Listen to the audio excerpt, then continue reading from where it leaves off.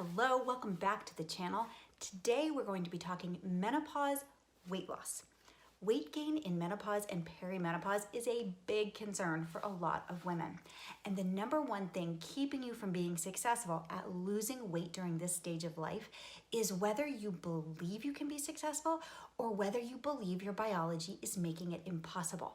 So let's get you believing you can do it. Women lose weight in menopause.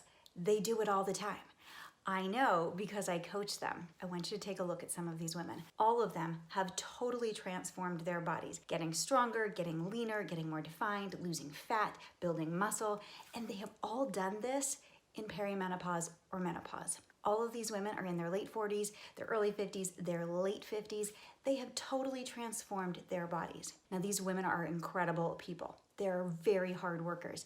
There is nothing, however, special about their ability to transform their bodies in this way. They did this the same way you can do this, with incredible consistency with the principles I'm going to lay forth in this video. I'm going to show you one more transformation. That's me. I want you to know that I get this on a personal level. Weight loss in menopause is challenging. Almost all of that transformation I made during perimenopause. I'm still in perimenopause. We have additional hurdles. And so let's talk about them. I'm going to talk about 3 hurdles we have to weight loss success in menopause today. And importantly, how you can get past those hurdles. Hurdle number 1 is lack of sleep. This lack of sleep might be due to night sweats and hot flashes, or it might be due to straight up insomnia. In either case, it is a hurdle to weight loss success because lack of sleep can increase your cravings, decrease your satiety, it can decrease your daily movement. You might find that getting to the gym is harder, or that when you're at the gym, it's harder to push yourself while you're there. You might find that you lack the mental and physical energy necessary to prepare the food that keeps you on track. So if you look at that list, all of them have the same effect on weight loss. They either increase the number of calories you take in, you're craving more, you're less satisfied, you're not properly prepped, or they're decreasing your calories out. You're not pushing yourself at the gym, you're sitting more, you're not going to the gym. So the question is, what do we do about that? The issue ends up being calories in versus calories out. So the first thing I would say is you need to address the underlying cause of lack of sleep. So 2 things I would say about that. 1, look at your sleep habits and sleep conditions. A large discussion on that here is out of the scope of this video.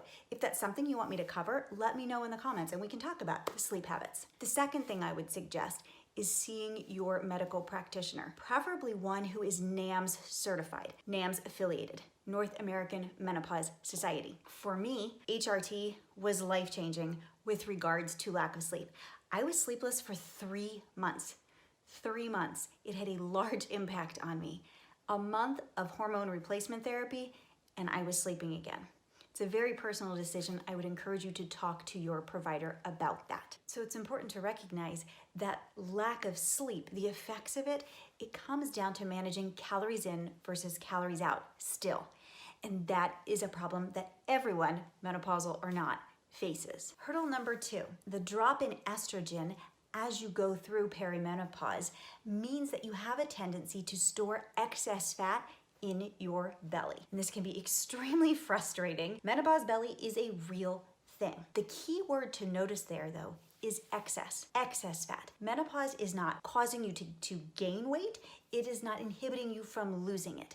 If you have excess fat to lose, you might notice that you store it here in your middle. It's important to note too that there is no special protocol for losing belly fat or menopausal belly fat. It comes down to calories in versus calories out. Hurdle number 3 is loss of muscle. Now this hurdle is actually not due to menopause itself, it is due to aging. It is happening at the same time though, and you will notice the effects as you enter perimenopause and menopause. After the age of 30, you will lose 3 to 8% of your muscle mass per decade if you don't do something about it. Now, this results in a small reduction in your metabolism, as well as it can foil your efforts to get that toned, defined look because you need muscle for that. Now, it's important to note that I said if you don't do something to actively prevent this from happening.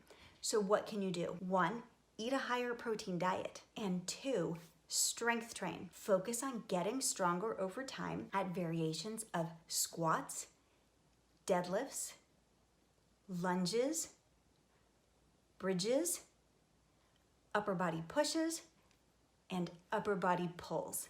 If you have followed my content for any length of time, you've likely realized that everything I recommended you do here today to lose weight in menopause is the same stuff I recommend that anyone do to lose weight, whether they're in menopause or not.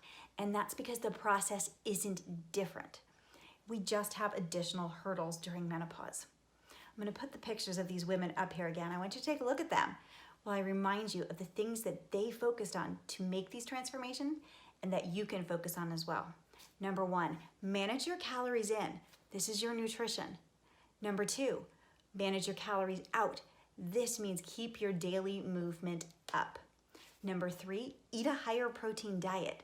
And number 4, strength train. That's how they got these amazing results, and that's how you can do it too.